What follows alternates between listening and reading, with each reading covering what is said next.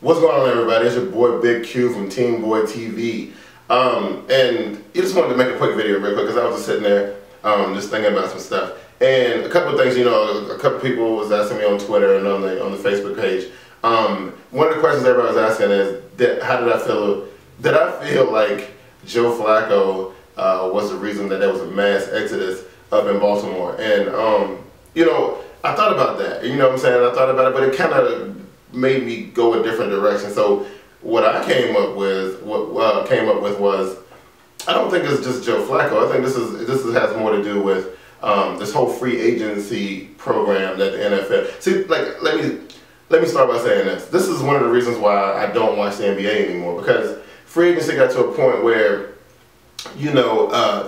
every year the teams look so different. I liked watching the NBA back in the day when I turned on the TV and saw these teams, I knew who was playing on them. I knew that when I saw the Bulls, I was expecting to see Jordan and Pippen and people like that. But when I see a player that becomes synonymous with a team and ends up going to a different team because of money or contract disputes or whatever the case may be, maybe like Joe Montana, they didn't kind of want him around anymore. He didn't feel like he was ready to hang up his boots. He still wanted to play, and winds up with. I mean, come on, like stuff like that to me is heartbreaking. I long for the days where a player gets drafted, they proud and happy to be drafted by that team, and they do their best to become a part of their franchise in every way. So Joe Flacco in this contract extension or his contract re-up, I mean, yeah, I definitely think it played a part in the reason why they couldn't keep a lot of people in Baltimore. I also feel like, his contract was. I mean, you can't get mad at Joe Flacco for it. It's not completely his fault because he was due, and he happened to, just happened to win the Super Bowl. So I mean, it was his time. It was time for him to get a contract. So he was gonna get a contract regardless, right? I think whether or not they won a Super Bowl or not, he would have got a re-up on his contract. Would it have been worth as much as it ended up being? Probably not. But the thing is, with free agency, the situation's like, and I don't know, a lot of times you can blame the player, you can blame the clubs, the owners and stuff, or you can just blame the way the league is set up in general. Because I look at somebody like Anquan Bolden, and I like Anquan Bolden. I absolutely think Anquan Bolden is a fantastic player. But we saw this happen in Arizona where some players just feel like, they should be paid crazy amount of money because they said it. Darrell Rivers is another one. Mike Wallace is another one. Deshaun Jackson, Maurice Jones-Drew. I can keep on going, what I'm saying? But these dudes just feel like they should be paid a certain amount of money, and they act a fool either until they get their money or somebody else is willing to pay them that kind of money.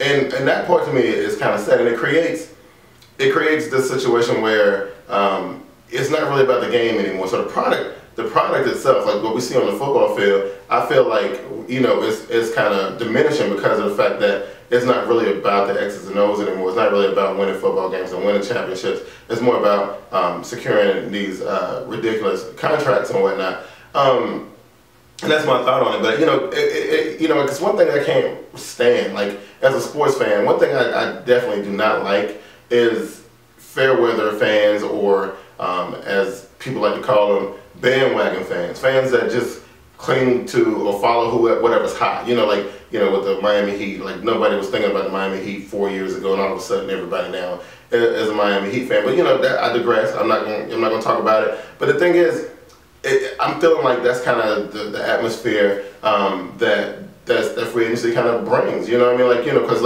why should we as fans cling and clutch and and go through things with a franchise that we love if the players don't? You know what I mean? Like that's the thing. If my player or a player on my team is feeling like let's say I'm an Eagles fan and I'm watching Deshaun Jackson go through what he was going through a couple years ago. I don't know what would make me want to say, okay, I'm gonna stick with these Eagles. These are my boys.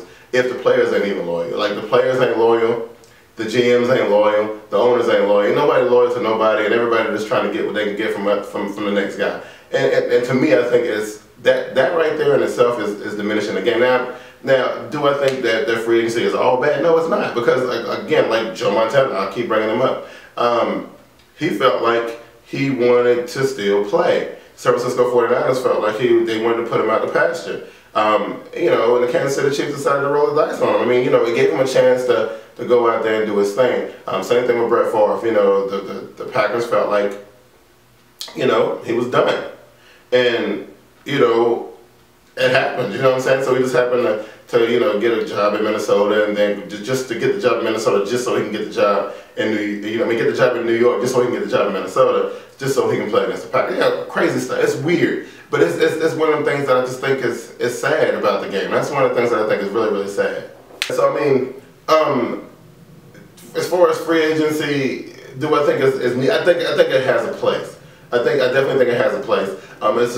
It's just this friction between the players and the organization is what's causing like fans like me to kind of get sick of it. You know what I mean? And it kind of, you know, reminds me of the situation that's going on right now with New York Giants wide receiver, you know, do the tango. What's his name? The Victor Cruz, right?